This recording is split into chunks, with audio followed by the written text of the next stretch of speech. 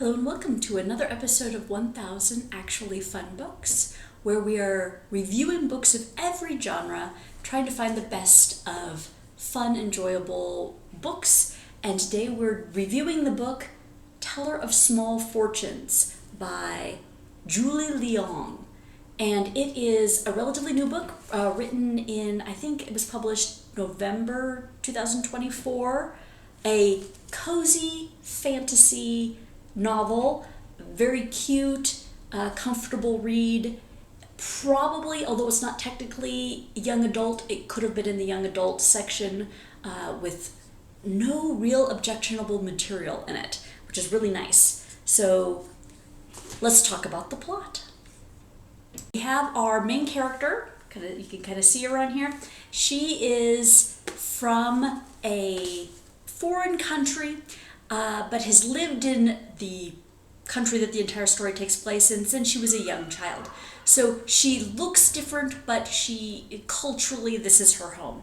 And she's traveling about in a small wagon, and at the start, she's by herself, just her and her mule and her wagon, going to villages telling what she calls small fortunes. So what she means by that is nothing big and sweeping, nothing that will have huge impact on anybody's life. Is things like one of the first fortunes she tells is to a young boy, and she says, "You will get a new tunic soon and it will be green." I mean, that's not exactly a powerful fortune-telling thing. But some fortunes, by what she says, it can have an impact, even if it's a small impact, which is what she wants, a small impact. For example, it can give somebody hope about something in the future or reassure them about something. So again, that same young child, so two-part fortune. First was the tunic. The second was he's going to burn his finger while doing something with candles in the future. And that he was excited about, because that meant his apprenticeship as a candle maker was going to continue successfully, at least for the next week, and he was worried about it. So this was very reassuring to him. On the other hand, somebody else was given the fortune that her husband was going to get his socks mended, or going to the seamstress. And she was not happy to get this fortune because he kept showing up at the seamstress house a lot more frequently than his socks needed mending was all about. So again, it's a small fortune, but it had a larger impact. So those are the kind of fortunes she tells, not huge ones. And as she goes along very early in the story, she starts collecting companions. Other people that are, not big, they're not princes or knights or wizards or anything like that. There's a former thief, or a thief trying not to be a thief, a former mercenary who's out looking for his lost daughter, and a baker who just would like to have something different in her life. So they all kind of travel together, and for the most part, the plot is kind of just what happens along the way. They stop at this village, and what do they encounter while they're there? They stop at the next village, what do they encounter while they're there? And it's gentle, not huge happenings or huge conflict or worldwide battles or anything like that. It's not world-ending, importance, just some people living their lives.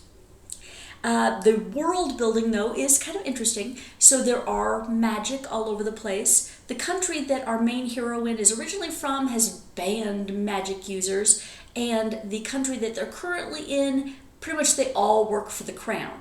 So she is trying to avoid notice, ultimately unsuccessfully. But that's what her goal is to try and avoid notice of these powerful people. She does not want to work for the government, be part of the bureaucracy, be a greedy, lord or lady in her case. She just doesn't want to take part in that. She just wants to be living her simple life and left alone. So overall, the plot is simple, but really interesting. It's the little things that happen along the way that just really keep your interest. This is another one of those books where you don't want to skip to the end and find out what all happens. You are enjoying the journey along the way, which is really good. A book that does that is excellent. The character characters in this book are also another highlight. All of them are interesting and good. There's no real true villain in this story.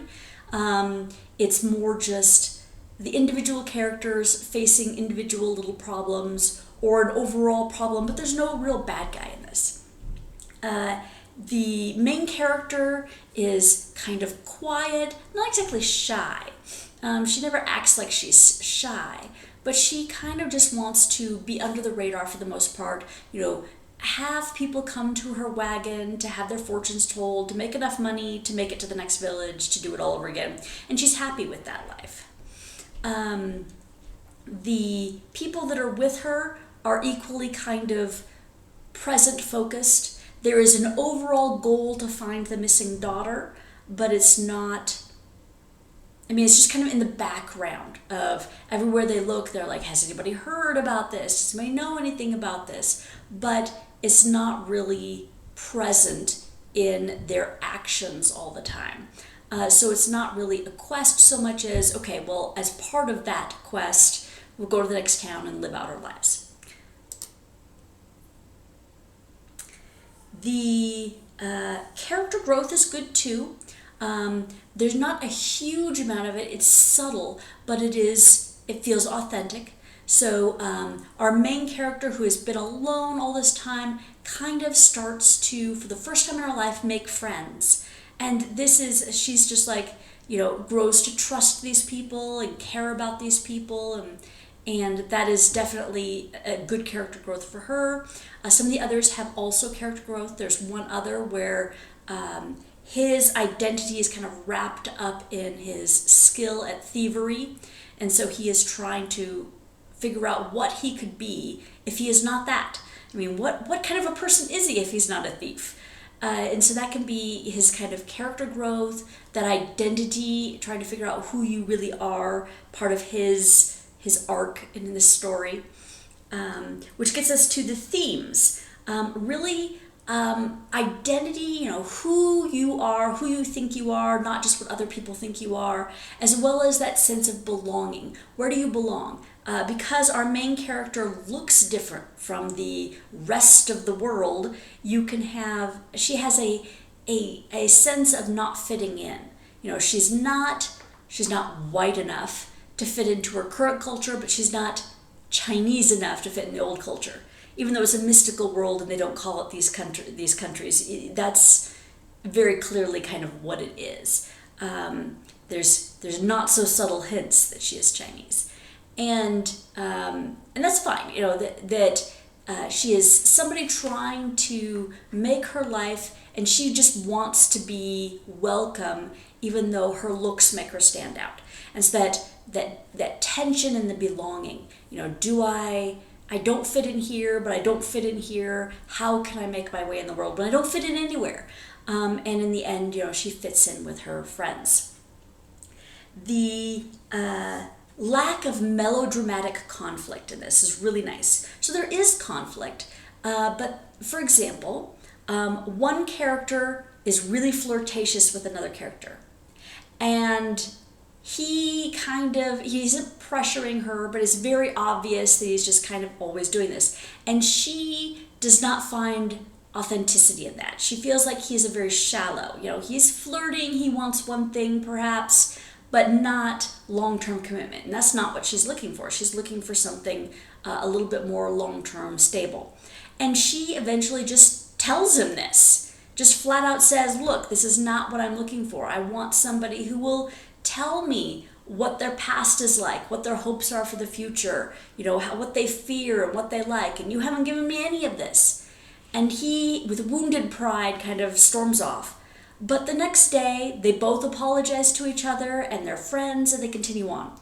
This is real. This isn't, like a story where, oh my goodness, it's just, our life is over because she didn't like me back and I'm going to go out and get revenge or something like that. No, it's just a simple conflict of perspective, the relationship, and it was resolved calmly and appropriately. And this happened on a couple different things, not just relationships, but the idea of conflict. Somebody apologizes and it makes it better. And they actually are genuinely sorry, and they actually genuinely change. Like this guy who was flirting too much, he stopped doing that. He may still think she's a really pretty girl and really like her, but he stopped being aggressively flirting. And that was, again, talk about a good response on his part. It was very good. So the conflict resolution was really good. The tone of this book is cheerful and lighthearted and funny at times. So there were some things in this book that had the potential to be very dark. So the kidnapped daughter could have been taken by bandits, and she's 4 years old. Now, why would bandits take a 4-year-old? And we could just ponder that thought. And that could be very, very dark. But it turns out doesn't even cross their mind how dark it could have gone. Instead, it's all, well, we don't know why they could have taken her. Obviously, it was a mistake. Or, something could have happened that we're just not aware of. Maybe she went of her own free will, not realizing that she was going to be leaving home. It's just a very lighthearted, not acknowledging the darker aspects of humanity, which is a nice change from a lot of modern books. So I really liked that tone. It was comfortable. And finally, I'll say that I liked the cover. The cover was, I thought, attractive. It was good art. It's kind of fun to look at. It has nothing to do with the story, and they'll probably change it for a future edition or whatever, but I liked it. Okay, there really isn't much that I have to say I dislike about this book. Very, very little. It may not be for everyone, because some people may want a more serious tone or something, but for what it was, there's very little I disliked. I'll say one silly thing I disliked was that our baker that joins this group invents fortune cookies on this travel. And I thought the whole process of that coming across was a little too cheesy. I thought, I just was like, really? But that's not a bad thing. It was just, I don't know. Again, that's a very minor thing, so minor. But I brought it up just because it was there, and it stood out to me as ridiculous. The only other warning I'll give is there is LGBT stuff in it, just a small amount for people who, this is an issue. It's less than a chapter, less than half a chapter really, but more than just blink and you miss it kind of thing. So just a warning there for those who want it, because I prefer warnings like that, because there are some books I don't want to read if somebody would warn me about what's in the content, right? Okay. Overall, highly recommended. It was a fun, enjoyable fairy tale quest romp. Small amounts of magic and small amounts of conflict, and just enjoyable to be with these people as they solve the little problems that they come across and eventually have a happily ever after. And that's exactly what you want in a story like this. So it was truly a good, cozy read. I recommend it. It's going to be on my best of list. Okay, part 2, I am choosing to do a romance. So this book had no real romance except for that slight flirting. And I haven't done a romance that's pure romance in a while. So I'm going to do an old-fashioned one, which I haven't done yet. I'm picking a classic author, Georgette Heyer, and doing The Grand Sophie. This is apparently one of her best known, considered one of her best Regency romances. It's supposed to be pretty funny. So I'm going to try that. Thank you for watching. I hope you enjoy it, and will join me next time.